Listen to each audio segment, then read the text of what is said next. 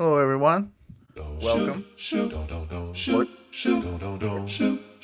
My name is New York State, City. What we'll do each episode, cover the week of sports, end it with a short meal of myself. Start episode like we always do, honoring the jersey numbers that coincide with the episode 51. Let's hop to 51 mentions. First up on our list, Randy Johnson, one of the coolest nicknames in sports, the big unit. That could have worked in a lot of different industries. But yeah, the 6'10 Johnson was great at baseball and basketball, surprisingly. He got a full scholarship, played baseball at USC. He also played basketball at the school. He'd get drafted by the Braves in the fifth round, the '82 draft, but he didn't sign. He'd get drafted again in the second round by the Expos, and he'd spend some time in the minors before getting called up to the show. He'd only end up playing 11 games with the Expos before getting traded to Seattle, and that's really where we remember him. Well, a lot of people remember him there. He'd have some erratic pitching control his first few years, and he'd lead the AL in walks 3 straight seasons. But everyone could see there was some untapped talent there as he threw a no-hitter in 1990 against the Tigers. It would take a conversation with a legend, Nolan Ryan, as we covered in episode 34, to really help elevate Johnson's game to the next level. He made some adjustments to his delivery, which really helped in the long run.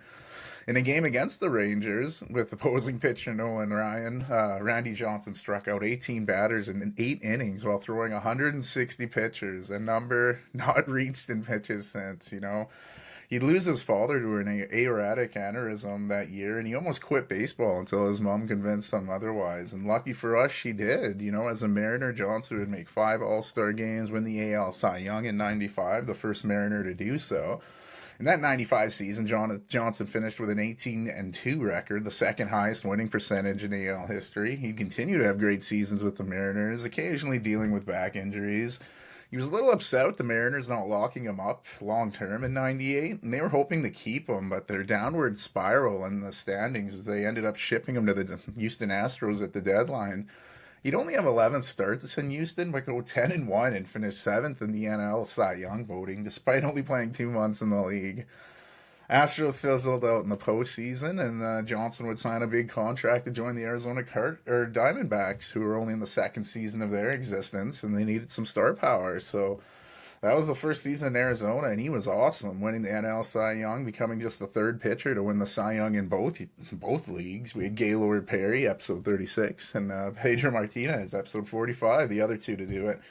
The big unit would go on to win the next 3 consecutive NL Cy Young awards, bringing his career total to 5. And that fifth and last one, Johnson also pitched the Triple Crown, a feat in which pitchers lead the league in wins, strikeouts, and ERA.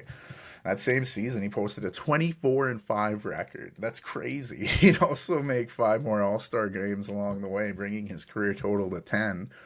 In 2001, there was some magic in Arizona in just the fourth year of existence, while teamed with fellow ace Curt Schilling, episode 38. When they'd go on to win the World Series in '7 over the New York Yankees. Johnson started Game 6 and came in relief in Game 7. Some other highlights during his tenure was the freak accident in spring training where Johnson threw a fastball and it struck a passing dove, killing it right there. The ball was ruled dead and it was ruled a no pitch. It was just a single moment in spring training, but Randy Johnson says it's one of the most asked about moments in his career. It's pretty crazy. The ripe age of 40 years old, Johnson threw the 17th perfect game in ML history, the oldest person to do so. He'd wind up playing with the Yankees and then go back to the Diamondbacks before wrapping up his career with the Giants. But the big unit, one of the best left-handed pitchers ever to play in Major League Baseball. His 303 victories were fifth most by a left-handed pitcher. His career numbers are just wild. Like I said, 303 wins, 22nd all time, 4,875 strikeouts, his second all time, just behind his mentor, as I mentioned earlier, Nolan Ryan. He's one of only 10 pitchers to be a part of the 300 win, 3,000 strikeout club, and only one of 4 to be in the 300 win, 4,000 strikeout club. I mentioned his 10 All-Star games, 5 Cy Youngs, that Triple Crown. He also led the league in ERA 4 times and strikeouts 9 times. He was a first ballot Hall of Famer, first player to ever go into Cooperstown with a Diamondback uniform on his plaque. So he had his 51 retired by those Diamondbacks, and he was enshrined in the Mariners Hall of Fame. But that franchise, they need to retire his number, except, whoops, they gave it to someone else, which is the perfect segue to our next number 51 on our list. Japanese legend Ichiro Suzuki. He was a beast in Japan despite being 5'9". He had a slow start to his career in the MPB, the Nippon Professional Baseball. Got off to a few seasons in the minor league because his then manager refused to accept Ichiro's unorthodox swing. But once they got a new manager with the franchise, he really became a everyday guy that lit it up, and he'd make 7 All-Star games, 7 Gold Gloves, 7 Best 9 awards, 2 Matsutaro Shoriki awards, and 7 batting titles. 3-time Pacific League MVP, and was a member of the 1996 Japan Series championship teams. Excuse me. Like, his numbers in Japan were crazy. And the big reason he wanted to come to MLB was, like, they did a tour, he saw America, he's like, let me come. But the big thing, same thing that kind of hurt him in Japan, was his size. People were like, he's too small to play here. But man, did he show them. He'd come to Seattle, and he showed off, showing his arm off, throwing people out from the corner.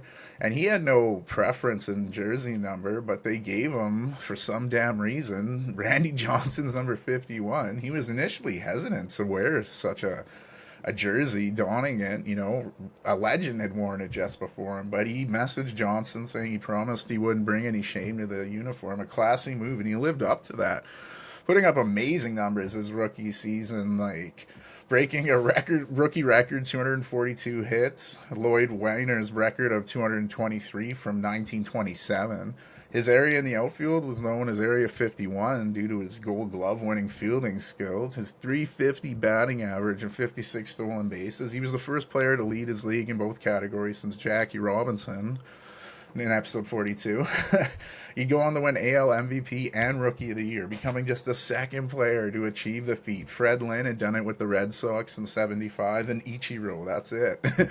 He continued to build his outstanding legacy in Seattle. 2004 was probably his best season, breaking George Sisler's 84-year-old record for most hits in a season. He'd finished with 262, 5 ahead of what Sisler finished with. He was a staple in the Mariners outfield for 11 and a half seasons before getting traded to the Yankees. He'd spend a few more seasons there before signing with the Miami Marlins, before returning to Seattle to wrap up his MLB career. He also suited up to represent Japan in the World Baseball Classic, and he's won 2 gold medals with them, one in 2006, another in 2009.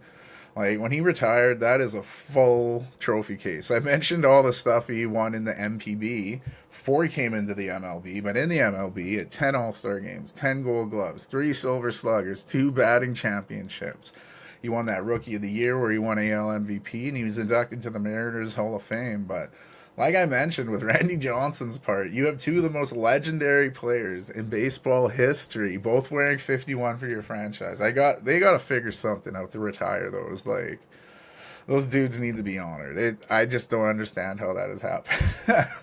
For the next 51, we'll go back to pitching, this time in a closing role. I'm talking about one of the best closers to ever play the game, Trevor Hoffman. Originally drafted by the Reds in the 11th round of the '89 draft. He would never play for the club in the majors. He was left unprotected in the '92 expansion draft, and the Marlins chose him. He'd earned 2 saves and 29 appearances as a rookie and get traded to the Padres during the Padres fire sale. He'd have some appearances in a tough year where they lost 101 games, but during the shortened strike season, he took over the closing duties, and after the strike, he injured himself on 2 different occasions. One, diving for a Nerf football and landing on his shoulder, and another diving and landing on it in a volleyball game. So he started pretty ineffectively and needed surgery. Once he had that surgery, became one of the best closers in the league. He had some great years, including a World Series run in '98, but the Padres would get swept by the Yankees. He played his last two seasons with the Brewers, where he showed glimpses of his old self, even being named an alternate for the 2009 All-Star game. But his best moment was when he surpassed the 600 save mark. He's just one of two pitchers to achieve the feat, the other being Yankees legend Mariano Rivera, episode 42. Hoffman finished his career with 7 All-Star appearances, 2-time Rolaids Relief Man of the Year, and he led the NL in saves on 2 different occasions. He had his number 51 retired by the Padres and is in the franchise's Hall of Fame. And he was also inducted to the Milwaukee Brewers Wall of Fame for his brief time there. He was inducted to the Baseball Hall of Fame on his third attempt, deservingly so. His 601 saves is second all time, just behind Rivera. Well, not just behind. Rivera's got a 51 save lead on him. But anyway, we'll go back to hitting, and we'll mention why Ichiro couldn't wear the 51 as a Yankee. It's because that number was already retired for Bernie Williams. He grew up in Puerto Rico, excelled in track and baseball.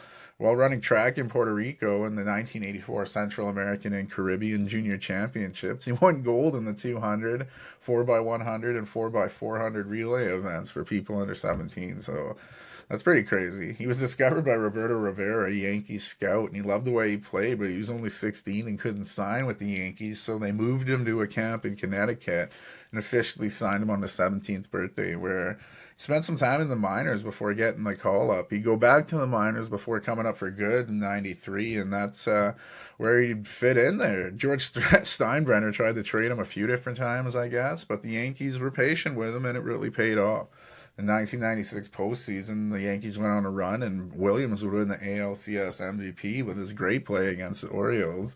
Had a clutch home run in Game 3 of the World Series that sparked the Yankees' comeback as they came back from 2-0 down to win the World Series. The Yankees' first at that point since 1978. He'd win 3 more World Series with the Yankees, always clutch in the biggest moments, making 5 All-Star games, 4 Gold Glove Awards, and a Silver Slugger.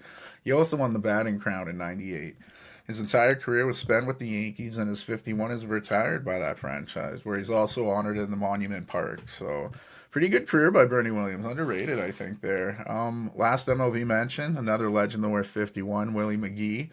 He played at Diablo Valley Community College, where the Yankees drafted him 15th overall in the amateur entry draft. He'd play in the farm system before getting acquired by the Cardinals, where he'd spend most of his 18-year playing career.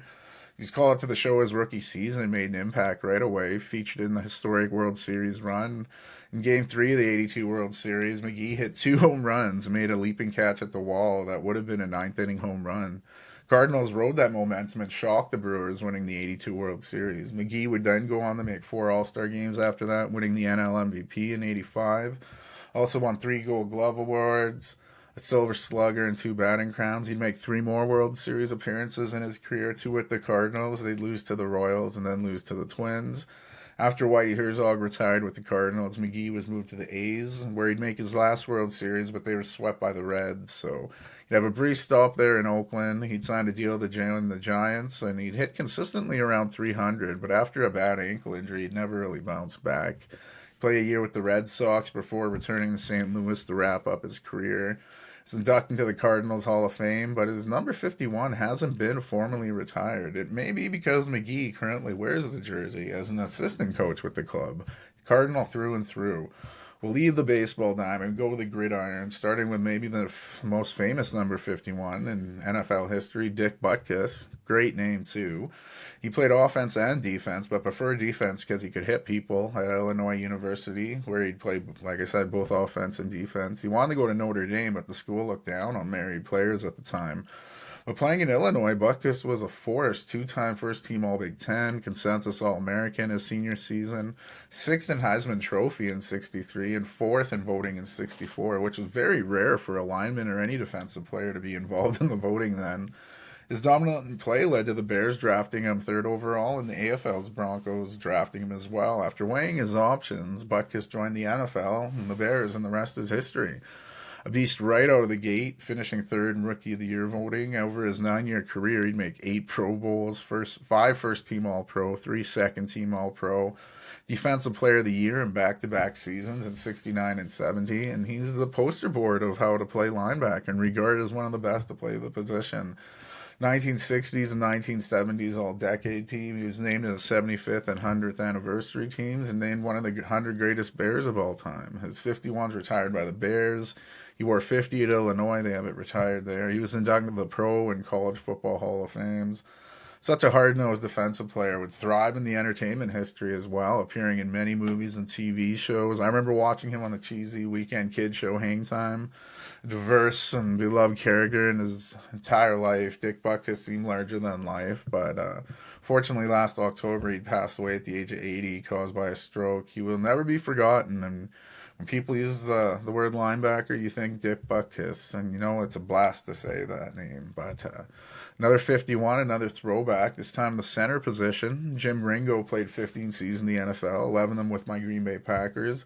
Played college football at Syracuse and was drafted in the 7th round of the 53 draft by the Packers. Considered undersized for his position, he'd emerged as one of the great centers of the game. The Packers' sweep was one of the most effective running plays of the game, and it was all thanks to Ringo. He was a member of 2 NFL championships in Green Bay in 61 and 62. He'd make 10 Pro Bowls, earning 7 first-team All-Pros and 2 second-team All-Pros.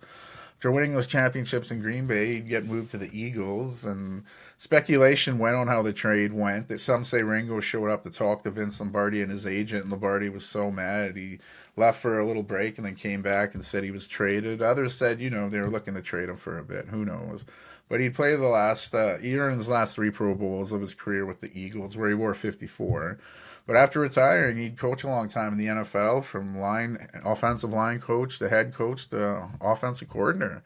He didn't have the best win-loss record. He finished with 3-20, but 1960s all-decade team. He's in the Pro Football Hall of Fame as well as the Packers and Eagles Hall of Fame. We'll go back to the linebacker position. The next, Sam Mills. He didn't get a lot of recruitment out of high school, despite being a standout player. Another size thing. Many say his 5'9" frame didn't help his cause, but he was a walk-on at Montclair St. College, which has become a university since then. And while playing there, he became the all-time leader in career tackles in a season, tackles in a game. He signed with the Browns, but get cut, prompting him to sign with the Argonauts in the CFL, but he was released from there as well. He's ready to give up football because whenever people saw him on film, they loved him, but they were like, oh, he's only 5'9". But, it was a standard back then for linebackers to be at least 6 feet. So he was given another lifeline in the Philadelphia Stars of the USFL, and he lit it up, earning the nickname Field Mouse for delivering huge hits with a small stature, earning a reputation as the tenacious defender and a real leader off the field. He'd won 2 USFL championships and is described as arguably the best defensive player the league saw alongside Reggie White in the short history of the USFL. With his former coach in the USFL, Jim Mora, took the job with the New Orleans Saints. He's like, hey, Sam Mills, come with me. He'd anchor that Saints defense, leading him to one of the best in the NFL. He'd make 4 Pro Bowls, 2 second-team All-Pros. He'd become a free agent and get a deal to join the Panthers. Saints match, but Mills didn't like how long it took him, so he joined the Panthers, become the perfect veteran for a young team. And he was the only player to start every game during the first 3 years of their existence. He'd catch a pick 6 in a game against the Jets that clinched the franchise's first ever win. Their career revival was noticeable, and Mills would make his 5th and final Pro Bowl appearance at the age of 37. That same season, he was named to his first and only first-team All-Pro. After retiring, he joined the Panthers' defensive staff. He'd have to give up coaching, though, after getting diagnosed with intestinal cancer. He was only given a few months to live, but he fought admirably. He'd unfortunately pass away in April of 2005 due to cancer complications. In that upcoming season, they retire as number 51, making it the first number retired by the Carolina Panthers. And since his passing, he's received many more honors. He's in the Carolina Panthers Hall of Honor, the Saints Hall of Fame, as well as their Ring of Honor. And he was inducted into the College and Pro Football Hall of Fame. So, great career. Unfortunate that he's gone so soon. We'll move back to the offensive side of the ball. I'll mention guard center Randy Cross. He's a beast on a tough UCLA offensive line. First team All-America, first team All-Conference. Standout career led to the 49ers drafting him in the 2nd round. He'd make All-Rookie, and he was a key part of 3 Super Bowls with the 49ers, making 3 Pro Bowls and 3-time first-team All-Pros and 1-time second-team All-Pro. When he was done, he'd go in the broadcasting, and he was inducted into the College Football Hall of Fame in 2010. Wrapping up the NFL segment here, I thought I'd blitz, see what I did there with some legendary linebackers to represent the number 51 the best. Starting with Ken Norton Jr., sorry, another phenomenal player at UCLA, first team All-American, first team All-Pac-10, led to the Cowboys select him in the second round of the draft. He'd make a Pro Bowl and second team All-Pro while with the Cowboys, and was a big part of their back-to-back Super Bowl wins. Super Bowl 27 win over the Bills and the Super 28 win again over the Bills. During free agency, Norton Jr. joined the rival 49ers in that season. He became the first player, and only since, to win 3 straight Super Bowls, and the Niners crushed the Chargers by 23 in Super Bowl 29. He'd make 2 more Pro Bowls with the 49ers and his only first team All-Pro nod. He'd get in the coaching where he joined Pete Carroll at USC, developing some great linebackers that would come through the program. He'd win a BCS title there, which has since been vacated due to sanctions by the NCAA. And then when Carroll jumped to the Seattle Seahawks, Norton Jr. followed, and he was part of the coaching staff when they won Super Bowl 48. He'd also work as a defensive coordinator with the Raiders before moving back to Seattle. Spent the last few seasons under Chip Kelly at UCLA, and he was just hired back in the NFL with the past few weeks, joining Dan Quinn's staff with the Washington Commanders. A little familiarity there as Norton worked with Quinn in Seattle. Next, quick linebacker up, Takeo Spikes, standout Auburn University, a teammate of episode 48, Stephen Davis, led to the Bengals selecting him 13th overall in the draft. As a rookie, Spikes became the first Bengal rookie to lead the team in tackles, since James Francis had done it 8 years prior. Spikes' great time in Cincinnati led to him becoming a high-paid free agent, and he joined the Bills, continuing to develop as a great NFL linebacker, making 2 Pro Bowls there, including a first-team All-Pro his second season. That following season, Spikes would miss an entire season due to a torn Achilles. He'd return from that injury and, be a pretty good linebacker, but he was definitely limited. He'd play a season in Philadelphia before finishing his career with the 49ers and Chargers. He'd moved to TV, where he's been great on TV, and he's also been a pundit for Sky Sports UK, really spreading the game worldwide. The next 51 linebacker, James Ferrier, fantastic college career at Virginia, leading him to getting drafted 8th overall by the Jets. He was on his way becoming a great linebacker, even playing his not normally played outside linebacker position, but he joined the Steelers in free agency. They'd move him back to the inside linebacker position, and he'd start living up to that potential. 2 Pro Bowls, first team All-Pro, second team All-Pro. Big part of that defense that won 2 Super Bowls.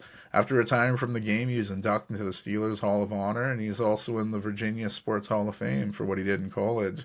Last 51 linebacker I'll mention, Jonathan Vilma. He was a standout among standouts at the Miami University, part of the 2001 BCS National Championship winning Hurricanes team. He was lighting it up in college. First team All Big East 3 years before, 3 straight years, and this was before they moved to the ACC, so they were a Big East team.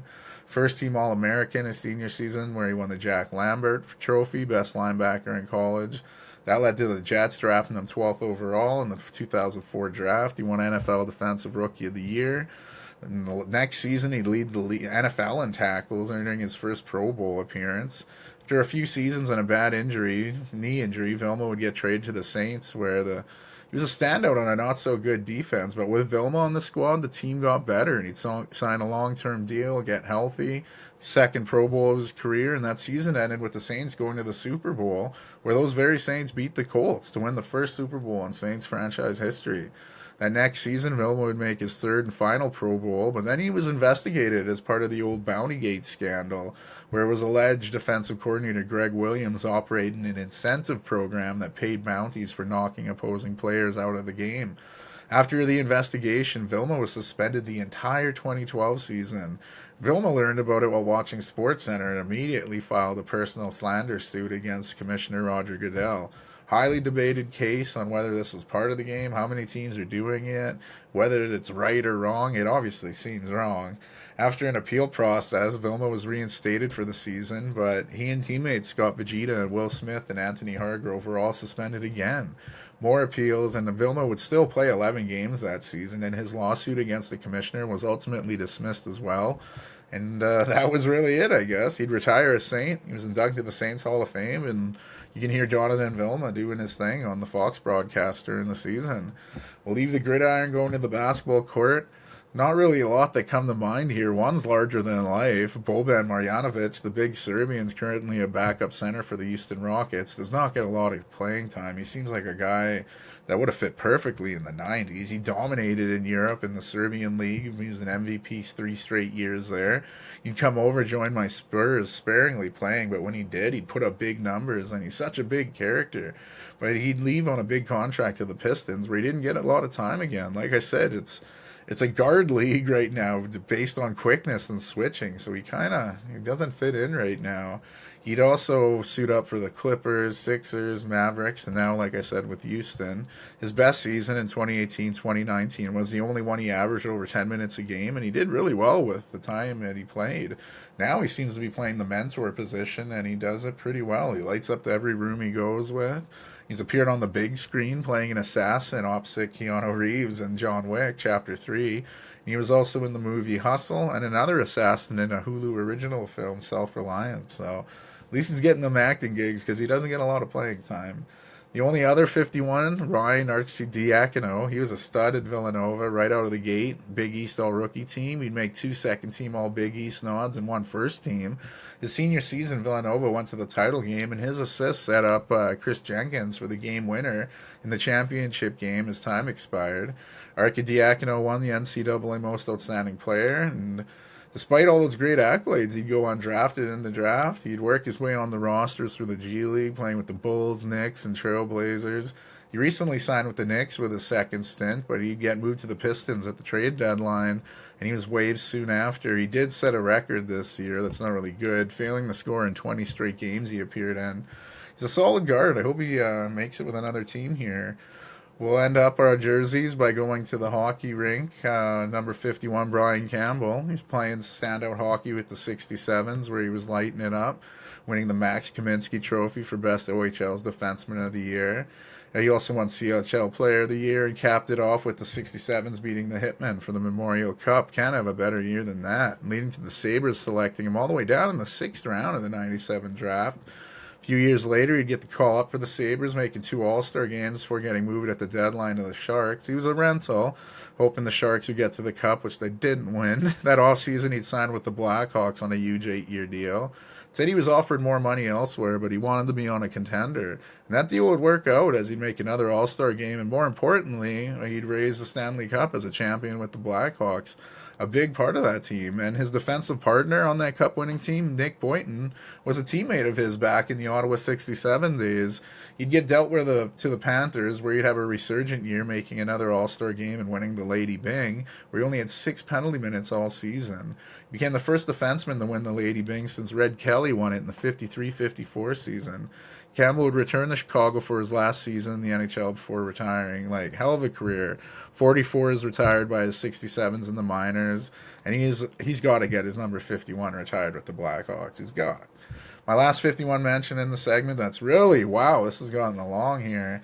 Current player, 4th overall pick, 2022 NHL draft, Seattle Kraken, Shane Wright. He's been on the radar for a lot of people, and they thought he'd go first overall. He dropped a bit in the draft, where he said he'd have a bit of a chip on his shoulder, but he's kind of struggled to make the Kraken roster. He's a top 6 guy that's having trouble cracking that top 6. He's played some good minutes in the minors, and it sounds like Seattle's being patient with him. I mean, he's only 22 years old, but we'll see how his game develops here. Wow, that was a jersey segment. We'll jump into the week of sports. We'll start with Champions League. We had PSV and Dortmund. This was a very tasty matchup. It would end in a 1-1 draw, though, so we'll go ahead to Germany. This one was in Netherlands, and it ended a 1-1 draw, so like I said, we'll go back to Germany for the second leg of that matchup. You had Inter Milan, Atletico Madrid, another tasty matchup. It was scoreless at first half, and it looked like it might be a draw. Then after an Inter Milan throw-in, there was some confusion, and Martinez went on a break for Inter. He had his shot blocked by Oblak, great keeper.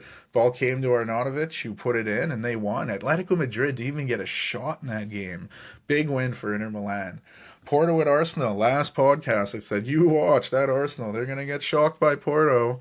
Hey, Porto got the message. This game, it looked like Porto they had the better chances. Arsenal had more of the possession. And then really late, Galano would make up for his first half miss and curl one past David Rea, giving Porto the 1-0 lead in stoppage time, giving them the win, heading back to Arsenal, or back to North London. So we'll see how it goes in the second leg. But big win for Porto there. Another juicy matchup was Napoli and Barcelona, two former champions here last year. Napoli winning Serie A, Barca winning the La Liga.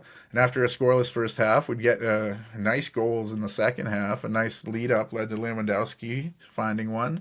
And then Osimhen would tie it up for Napoli, sending us back to Spain for the second leg of that one, all tied at 1. The Europa League, they had some crazy games with their playoffs running down there. Some wild finishes. Azerbaijan side Karabag was hosting Braga. They were up 4-2 from their first leg, and this thing got crazy. A second yellow card would put Karabag a man down. And then this really jolted Braga, who would get 2 goals in 13 minutes, and we go to extra time. And then Karabag, a man down, would score, going back up. But then Braga would get a late penalty, and then they'd score, tying it up in the 115th. You're like, oh, we're going to penalties. And then you get a game winner in the 22nd minute. Karabag, the Azerbaijan side, moving to the round of 16. That's crazy. Absolutely crazy. We had another game that actually went to penalties with the Italian side Roma taking on last year's Dutch champions Feyenoord. This one was a tie as well and went to penalties where Roma would prevail. Lots of great games in the Europa Leagues. These were all playoff games that lead to the round of 16 matches, which the first legs commence next week. So we'll get more into that next week. But those were the European matchups. Each domestic games went down were pretty good too. Like in the Premier League last Monday, the way it wrapped up before, as I taped the last podcast, there was a game after. It took me a long time to get there. But yeah, Everton hosted Crystal Palace. And the big thing with that, Roy Hodgson, oldest manager ever in the Premier League at 76, had to leave. He left the team after falling ill during a training session. It was later announced that Austrian Oliver Glasner would be hired as his replacement, and that game ended 1-1 in a draw. Nothing really wild there. There was also a makeup game midweek with Man City hosting Brentford, and the only goal was Erling Haaland getting it on a breakaway and sliding it into the nets for a big 1-0 Man City win. And then there was a week that commenced midweek because Liverpool and Chelsea would meet in the Carabao Cup final, which I'll get to. But this was a matchup between Liverpool and Luton Town, and Luton Town would get off to a surprising start. Ogbeni would get a rebound and put it away to put Luton up 1-0. Second half, Liverpool, it was like a tilted pool table. The ball was just going one direction. And Liverpool, 4 unanswered goals as they came back to win 4-1. Setting up a pretty wild weekend in the Premier League. A first half red card by Josh Brownhill really hurt Burnley. So the promoted side had to play most of the game a man down. And if he hadn't followed the Crystal Palace player, that one could have been even worse. Second half, Crystal Palace finally broke through with the man advantage. American Chris Richards opening the score with a header. In the next 11 minutes, Jordan Ayew would double the lead. Mateta would score from the penalty spot, giving Palace's new manager, who I just mentioned, Glasner, his first win with the club. Aston Villa would host Nottingham Forest in a goal fest. Ollie Watkins opening the scoring, not even 4 minutes into the match. Douglas Luiz would double the lead in the 29th and then score again in the 39th to make it 3-0. Niakate would get one back for Forest deep in the first half stoppage time. And then 3 minutes into the second half, Morgan Gibbs-White scored. It was 3-2. You're like, oh, this is getting interesting. But then Leon Bailey would have a fantastic run, go up, getting another goal to put Villa up 4-2, which is what they'd win at. Man U hosted Fulham, and surprisingly, it was the visitors who looked way more dangerous. After a scoreless first half, Fulham would get a corner kick in the second. Following the corner, the ball would come to defender Kelvin Bassey, who rocketed the ball into the net. His first with the club, and after going a goal down, United were turning up the pressure, and then the 89th minute, they get a rebounding equalizer by who else but Harry Maguire, and it looked like they preserved the point. But you saw the good of Maguire and you saw the bad, as he was way behind trying to keep up with the counter-attacking Fulham side. And the ball came to Alex Iwobi, who would find the corner in the 96th minute, giving Fulham the massive road win at Old Trafford. Brighton hosted Everton, and there were no goals until the 73rd minute. Everton young defender Jared Braithwaite would blast one home where he looked more like a striker than a defender. And things looked to really be going their way when Brighton's Billy Gilmore was given a straight red for a brutal foul. However, late in stoppage time with a man down, Pascal Gross would send a wonderful cross into the box where Captain Lewis Dunk would meet it, head it right into the game to tie the game at 1. A clutch goal to preserve the point for the home team. Tough for Everton, though. They had 3 points in their eyes for sure. Man City went on the road to face Bournemouth, a dominated possession, but would only get 1 goal. 24th minute rebound tap in by Phil Foden, and that was enough to give the defending champs 3 points. Arsenal had a showdown with Newcastle, and they took out the frustrations from that midweek loss to Porto out on the Geordie club. An own goal by Sven Botman didn't help Newcastle, but then 3 straight goals by Havertz, Saka, and Kiwiore really made it ugly. 84th minute goal by Joe Willock ruined the clean sheet, but that was all Arsenal. 4-1 win. Wolves hosted bottom side Sheffield United, and it was a lovely glancing header by Pablo Sarabia to find the back of the net and put Wolves ahead. Sheffield United never looked threatening, and the only highlight for them, or I guess low light for them, was the members of their own team that started pushing each other and yelling at each other, actually to the point where VAR actually had a look to determine if a red card could be given to Sheffield United, who was pushing themselves. Just crazy. Probably a big reason why they're last in the Premier League right now. Chelsea's match with Tottenham was postponed. As I mentioned, they had a date in the Carabao Cup final.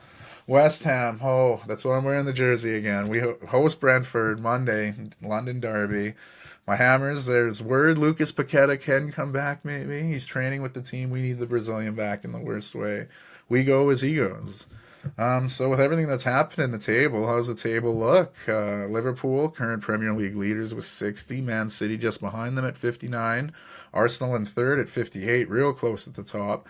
Villa round out the top 4 with 52 points. Tottenham are in 5th, 5 points behind Villa, but they do have that game in hand.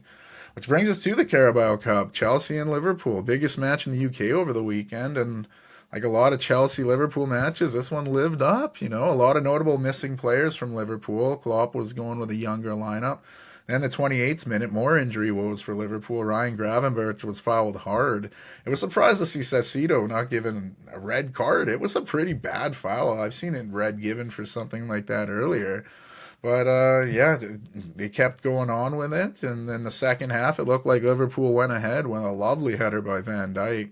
However, VAR found that the Endo was setting like a basketball pick on a Chelsea defender from an offside position, and it was enough to take the goal away. I didn't necessarily agree with it. I could see how it was flagged out, but I'm like, come on. As the second half continued, Conor Gallagher had numerous chances. He'd hit the post first, then he'd have a one-on-one with Kelleher, who I got to admit, he broke down the angle really good by coming out, and he made a great save. So the score stayed scoreless, and we'd need extra time. And late in the second period of extra time, Harvey Elliott, it looked like he was going to score on a header, but he hit the post. Liverpool would get a corner soon after, and this time Van Dijk would head it into the net, and it would count. In the 118th minute of the match, Liverpool goes up 1-0. Another trophy for Liverpool's trophy case, and another trophy on Jurgen Klopp's resume as he's departing at the end of the season. Great final. You gotta love it like that. As a neutral, I don't really like either team, but it was a good final. We'll go to Spain. At the end of last week's episode, I was hyping up a big matchup between Athletic Bilbao and Girona. It lived up. Bilbao pressured Girona and forcing a giveaway, getting an easy goal. Shankov would equalize for Girona in the 49th, and that it was only tied for 7 minutes. Berenguer would get his second goal of the match to put Bilbao ahead. And then 4 minutes later, Inaki Williams would put Bilbao up 3-1. Garcia would get one back for Girona to make it 3-2 with 15 minutes to go, and Girona had a chance late, but Bilbao's defender Vivian cleared it off the line to preserve the win. Big win to end that match week, which brought us to this week's with Real Sociedad starting the week hosting Villarreal. Not a good start for them. Santi Camisena had 2 goals for Villarreal, so after 47 minutes they were up 2-0. Real Sociedad cranked up the pressure, getting a goal back in the 86th to make things a little tense, but Villarreal would add a third to take the surprise 3-1 win. Barcelona was hosting Getafe after a tough midweek battle in the Champions League against Napoli, and they really showed their dominance here. They dominated Getafe, owning 68% of the ball, four unanswered goals. Rafinha, João Felix, Frankie de Jong, and Fermin Lopez. Easy 4-0 win for Barca, and they look like the Barca we know and love. or hate if you're a Madrid fan, I guess. But Real Betis hosted Athletic Bilbao, who were coming off that big win over Girona. And it would be Real Betis who looked the better side. After a Bichichi own goal gave Betis a 2-0 lead, Nico Williams would get back-to-back yellow cards and get dismissed by the game, putting Athletic Bilbao a man down, which kind of inspired them as they'd cut the lead in half before halftime. But Real Betis would get regrouped, and Johnny Cardoso would get a goal on the 67th to give Real Betis the 3-1 win. Late goals by each team in a 1-1 draw between Alves and Mallorca. Celta Vigo looked to have a road win wrapped up after Willy at Swedberg put the visitors up 2-0 after 58 minutes.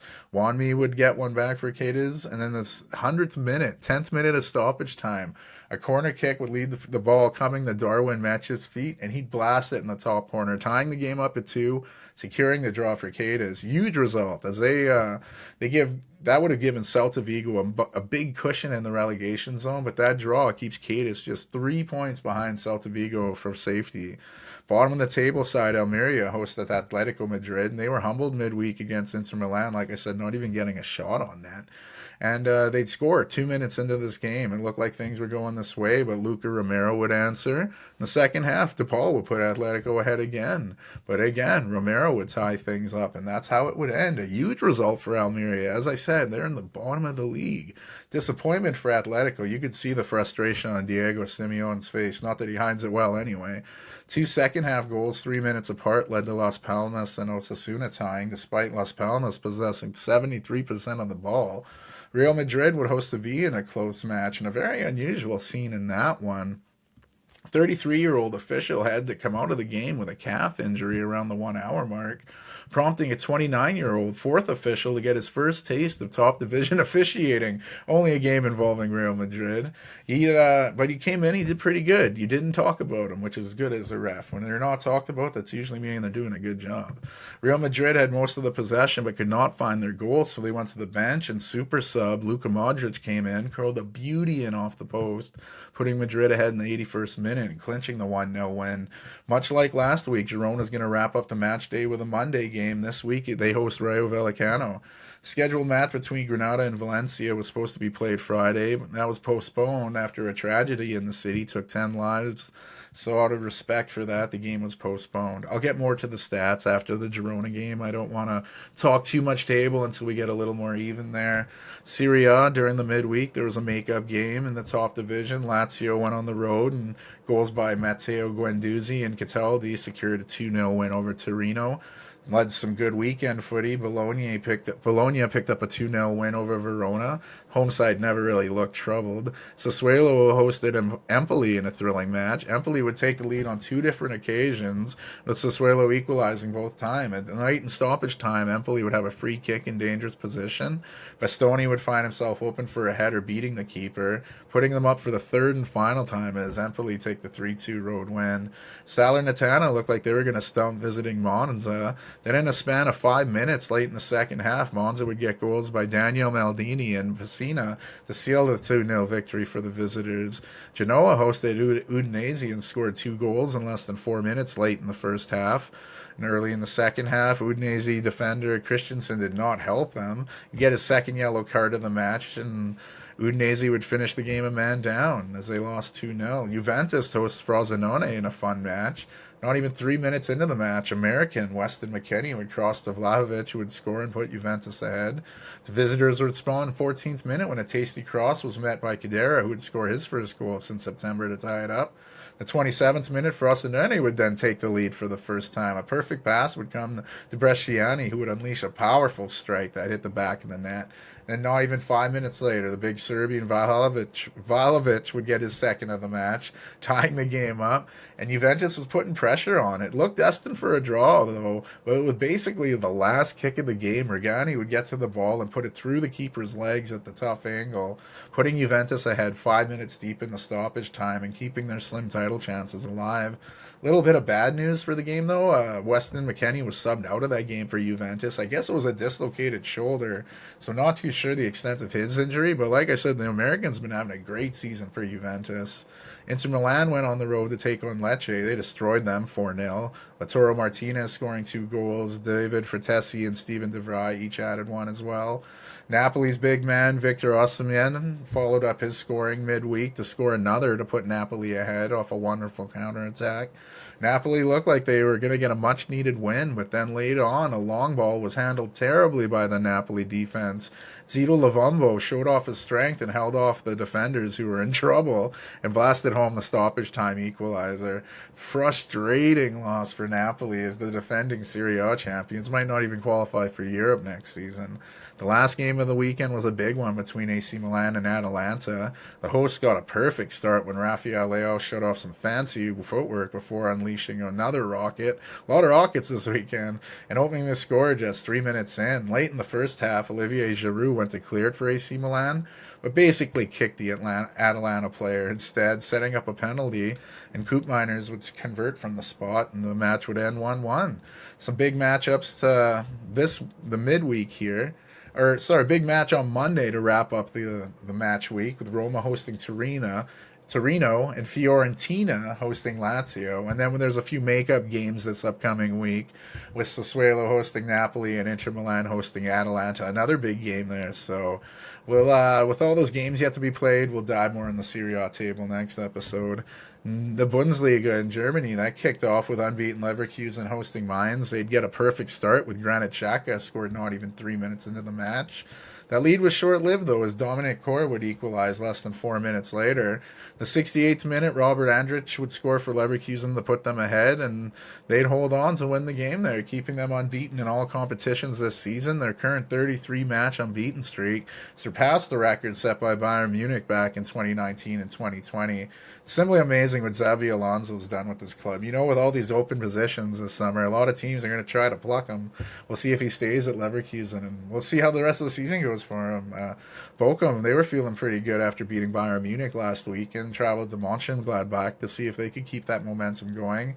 They could not. After having an early goal disallowed, things went from bad to worse. 3 unanswered goals by the home side had Mönchengladbach up 3-0 after 72 minutes. Not even 3 minutes later, Philip Hoffman would get back one for the visitors, but another 3 minutes would pass and we get another goal, this time for the home side again. American Jordan Pefok would score. Each team would add another one, and Mönchengladbach take the big 5-2 win. Some feisty draws in the Bundesliga as well. Werder Bremen hosted bottom side Darmstadt. Bremen going ahead nice and early off an own goal. Julian Jusvan would equalize for Darmstadt in the 33rd minute, and Darmstadt was filled with jubilation after a bad pass from Werder Bremen led to a go-ahead goal. However, VAR got involved and determined there was a handball before that goal happened. Huge Buzz Killington for Darmstadt, who has really been struggling to find wins this season. Heidenheim would take a lead against Union Berlin, but Union Berlin would tie it up and minutes later take the lead. Then in the second half, Heidenheim would equalize and that would end 2-2. Stuttgart dominated possession, and after going ahead against Cologne, they looked good. Cologne would equalize not even 10 minutes later, though, and they'd preserve a draw. Wolfsburg went on the road to take on Eintracht Frankfurt. The visitors would score not even 2 minutes into the match. Philip Max would equalize in the 14th, and again Wolfsburg would take the lead. And then they looked to clear the ball, but it was immediately brought back by Frankfurt. The ball would come to Omar Marmoush. He hit the back of the net in stoppage time, 2-2 result. Bayern Munich, they've been struggling lately, and they had a tough matchup against Leipzig. Harry Kane would put Bayern ahead in the 56th minute, but Sesko would equalize in the 70th, and this looked like another draw. Stoppage time, Harry Kane would get the second of the match, clinching the win for Bayern. A huge win that keeps their very slim title chances alive. Like I said, Leverkusen don't lose, so it makes things tough. Dortmund hosted Hoffenheim in a big matchup. Visitors scored not even 2 minutes into the match. Some complacency led to Hoffenheim getting the ball and Bibu scoring. 21st minute, Malin would equalize for the home side. Then not even 4 minutes later, Schlotterbeck would score, giving Dortmund the 2-1 lead. In the second half, in a span of less than 3 minutes, Maximilian Bayer would get 2 goals. First, the deflected shot beat the keeper. Then, after Dortmund would lose the ball, a few passes came to Bayer, who would score the winner. Huge comeback win for Hoffenheim and a crushing loss for Dortmund, who's still trying to stay afloat in their European hopes. Augsburg would host Freiburg in the last match of the weekend. Freiburg got an early penalty, and Grifo would convert from the spot 19 minutes in. In the second half, it looked like Freiburg were tiring. You could see they were feeling it from their Europa League game just a few days prior. And Augsburg took advantage. They'd get 2 goals to come back and clinch the home win. And so let's have a look at the Bundesliga table. That's a little more even here. Leverkusen, obviously, a top of the league, 61 points, unbeaten. Bayern Munich sitting second at 53. Stuttgart in third, 6 points behind Bayern. And Dortmund round out the top 4 with Leipzig just 1 point behind them in the 5th spot. In Liga, no midweek matches there in the French top division. The weekend kicked off with Metz hosting Lyon. The relegating battle Metz club started off great with Georges Mikatatse opening the scoring 13 minutes into the match. Lyon's Alexander Lacazette would get the goal in first half stoppage time to keep things tied up going into the break. Then the 60th minute, former West Ham United player Said Benrahma would receive a pass and find the back of the net. His first since joining Lyon in the January transfer window, so good for him. I always like Benrahma. Big comeback win for Lyon, who have left that total disastrous start to the season in the dust here. Metz, they're continuing to struggle. Nantes would go on the road to take on Lorient. A 49th minute Castello goal would be enough to give Nantes the 1-0 win. Strasbourg hosted Brestois, and Brestois' Mehdi Camara would get a hat-trick, including a 60th minute penalty to give them the 3-0 win. Le Havre would host Reims in a match that seemed to lack excitement until the 64th minutes into the match. Durami would put Reims ahead, and then not even 2 minutes later, Fouquet would get his second yellow card, and Reims would go down a man. And 8 minutes later, Toure would score from the spot to tie the game. And Le Havre had that extra man advantage, but they'd award a stoppage time penalty, and Durami would score, giving Reims the 2-1 win. Craziness. Monaco would go on the road and take on Lens. Balogun would open the scoring for the home side, and an own goal would double Monaco's lead. But then less than a minute later, like immediately after that goal, Lens would catch Monaco off guard, and Wahi would get a goal back. Lens would then equalize in the 77th minute through Wesley Said, and it looked like it was going to be a draw. And then former Liverpool striker Minamino scored in stoppage time to give Monaco the win. Toulouse hosted a hot Lille team. Lille would score just before halftime. Haraldson would find the back of the net, but it would be a tale of two halves. Toulouse would score 3 goals in 17 minutes to surprise Lille with the 3-1 win, despite only having 31% of the ball all game. Few draws in Ligue 1 as well. Nice and Clermont-Foot would play to a scoreless draw. Rennes looked like their 33rd minute goal by Amine Gouiri was enough to get the win, especially when it looked like PSG had a penalty that was overturned. But then even deeper in the stoppage time, substitute Gonzalo Ramos would move and get taken down by the keeper. The ref said no penalty, but VAR said giving PSG the late penalty. Ramos would step up and convert, saving a point for the Parisian side. Disappointment for Rennes, as they were oh so close to getting that upset victory, but a draw is still a good result for them, but they were thinking they could get the upset. Looking at the league on table, PSG have an 11-point cushion atop the league. Brestois sit in second place at 43. Monaco sit in third, just 2 points back a second, and Nice round out the top 4. Lille just 2 points out of that 4th spot. Go to hockey here. A lot of footy there. The NHL's been exciting and full of some great hockey this past week, unless you're a Coyotes fan. The 12-game losing streak's looking pretty bad right now. And I mean, they did push the Jets to OT in their last game, but it's been about it. Nothing really has been good for them, especially news about Adam Rosiska. Video popped up online of the young Slovakian doing some cocaine or another drug that is being prepped for nasal insertion. He was soon after placed on conditional waivers for purposes of contract termination by Arizona. Continuing with some downers in the West, the Golden Knights Oilers are both on 3-game losing streaks. That combined with the Kings' recent good play has made things a little tight in the Pacific. Canucks play has dipped a bit lately too, but they still have a decent cushion in the division. The Central Division is still a tight race. The top there, I mentioned the Jets overtime win over Arizona. They're currently on a 3-game winning streak. They're sandwiched between the division leading Stars and Colorado Avalanche. The Avalanche's play of late has dipped as well. They're on a 2-game losing streak. Cool scene out west in Chicago when the Detroit Red Wings came to town on Sunday. Patrick Kane was giving a standing ovation by the crowd he played so many years in front of. It was a pretty emotional scene as the standing ovation just kept going and going. And you could see the emotion on Kane's face, on his parents' face.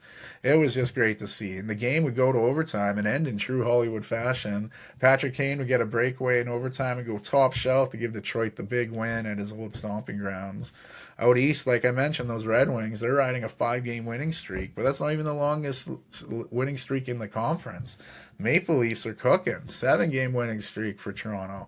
During this streak, in a win over Arizona, Austin Matthews became the fastest American-born player to reach 50 goals in a season. He's really been cooking, and this team's getting results as well. The Leafs need to keep their winning ways up to catch the Panthers and the division-leading Bruins, but they're closing ground with this streak. The Rangers have opened up their lead in the Metropolitan with their 10-game winning streak, but it came to the streak was broken by the Columbus Blue Jackets of all teams. Didn't see that coming. My Flyers are on a 2-game losing streak. Their most recent loss was a thriller, though. Even in defeat, the Flyers lost 7-6 against the Penguins, with Sidney Crosby getting 5 points. But it was an entertaining one. Highest scoring game between the in-state rivals since 2013. Like I said, some good hockey out there. Nikita Kucherov still leading the league in points with 102. Colorado's Nathan MacKinnon behind him at 96. Austin Matthews of Toronto, like I said, goal machine. He's 52, has him 13 goals ahead of the guy in second. Florida's Sam Reinhart. Chicago's Connor Bedard is back in the lineup. Still leading rookies in points and goals. He's got 40 on the season in points. He's sharing the lead with goals with 17 with Minnesota's Marco Rossi. Winnipeg's Connor Hellebuck leading the league in goals against average and save percentage. Las Vegas Golden Knight Aiden Hill has been working his way back in the lineup a little more, and that play could impact the stats as well as he's getting more games in. Which brings us to the college hoops, men's college hoops. Some fun in the Big 12. Houston hosted Iowa State and held on for a big win in that one. Texas took care of Kansas State. The biggest upset of the week was number 1 ranked UConn losing on the road to Creighton by 19 points in some Big East play. Creighton, I'm telling you, they've been one of the hardest teams to read all season. As a guy that occasionally bets on college ball, they can be infuriating. Like, I don't know, they drop games and then, I don't know, they go on and beat the number 1 team in the country. I don't know, first time they beat a number 1 ranked team in program history. The Big 12, BYU flexed their home court advantage in a win over Baylor. Texas Tech would hold on to a win over TCU as well. Tennessee still looks good in their win over Missouri. St. Mary's won their conference game over San Francisco, while ranked San Diego would lose to a tough but unranked Utah State. Big games in the SEC throughout the week. Crazy ending in Alabama, Florida, with the Crimson Tide holding on in overtime to take the win.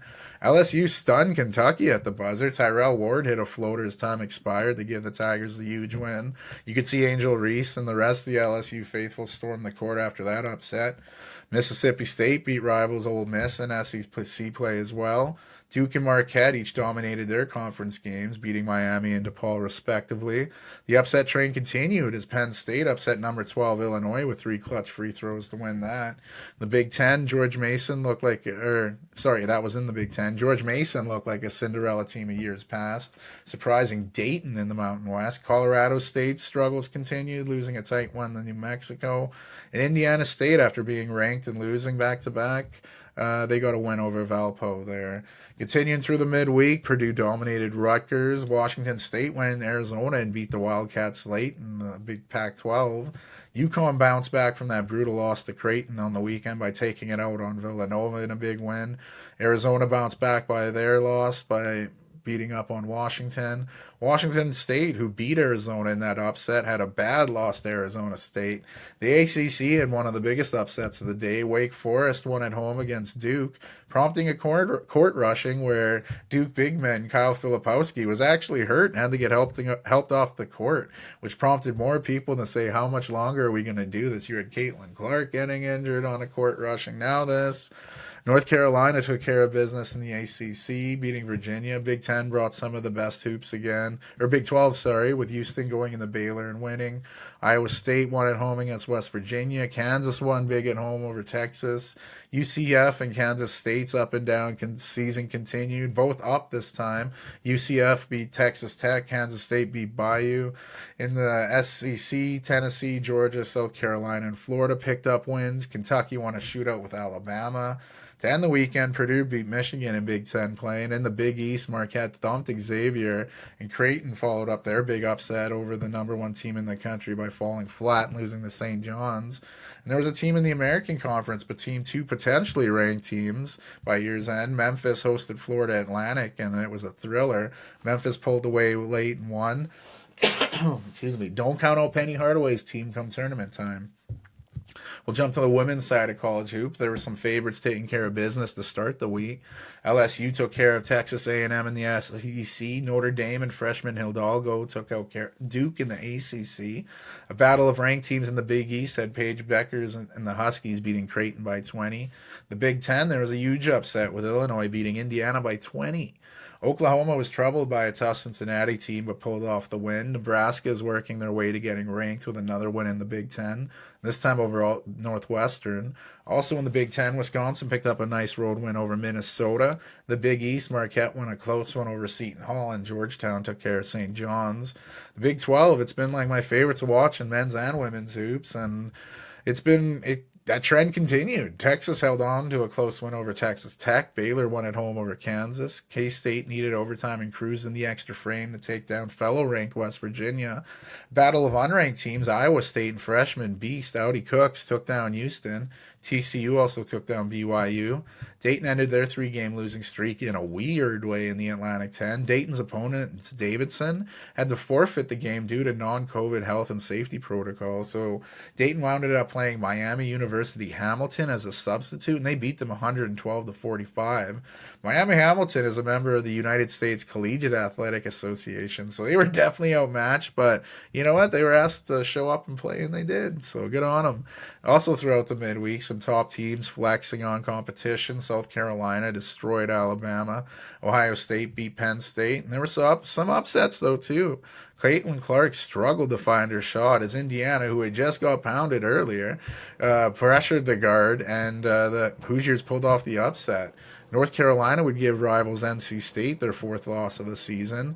UCLA, LSU, Notre Dame, and Louisville all picked up big wins. Some big games in the Pac-12 went down, with Arizona going into Stanford and stunning the Cardinal, giving them their fourth loss on the season. USC held on to win a battle of ranked teams with Juju Watkins scoring 42 points. The freshman has been a beast for the Lady Trojans, and Oregon State beat Washington State as well. Creighton won their Big East matchup against Villanova, and Gonzaga continued their winning ways in the Western Conference.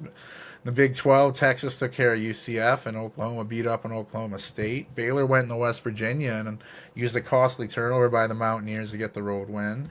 The weekend of college hoops wrapped up with some interesting matches. South Carolina obviously won again, crushing Kentucky, moving to 27-0 on the season. LSU beat Tennessee in the SEC as well. Some big upsets in the ACC, Virginia beating Louisville, and Duke giving NC State back-to-back losses.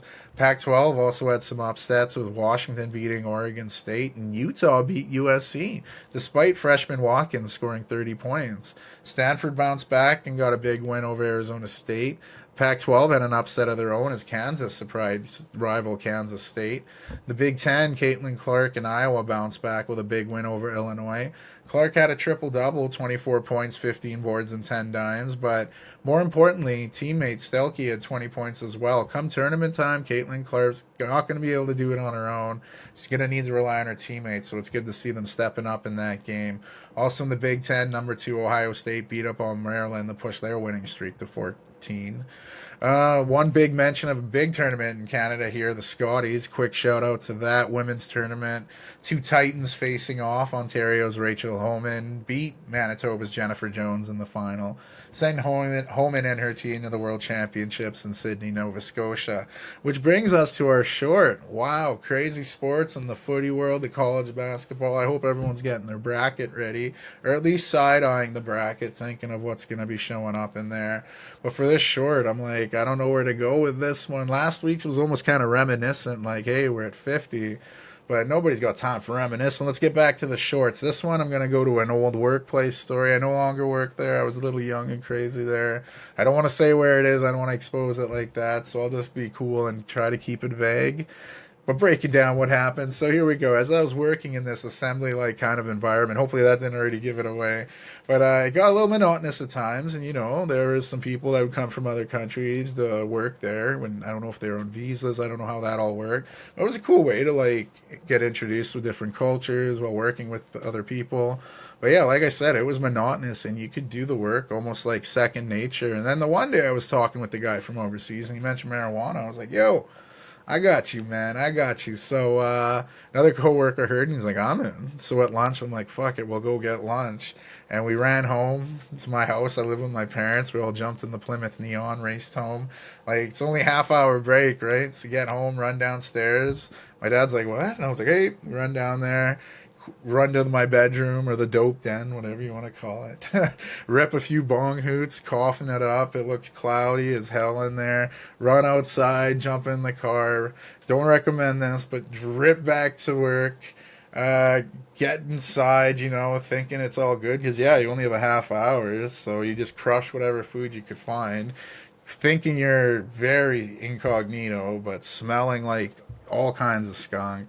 Eyes redder than the devil's dick. So you're like, shit, play it cool, And then the guy from the other country, he was supposed to do the last step before we, finish what we were building, but he forgot to do that and just tried to lift it up. So you had lumber flying everywhere. Shit was going over. He starts giggling. He's holding his belly, laughing.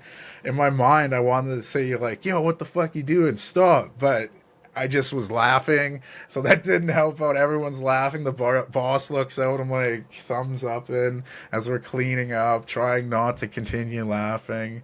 How the fuck did we get through that day? How did I not, it's just thinking back, what were you thinking, man? But hey, it worked out, it's a good job. I don't know if they still work there. I don't think so. So it all works out, we survived. I do not recommend that at all, do not as I did, but learn from the piece of shit I was. I think that's Buddhist something or whatever there, but that's that's 51 in the books, guys. That's another one. Thanks again for coming and checking it out, tuning it in, checking it out. Like I said, nothing NBA in here, but if you want NBA, check out my YouTube, Spotify, Apple Podcasts.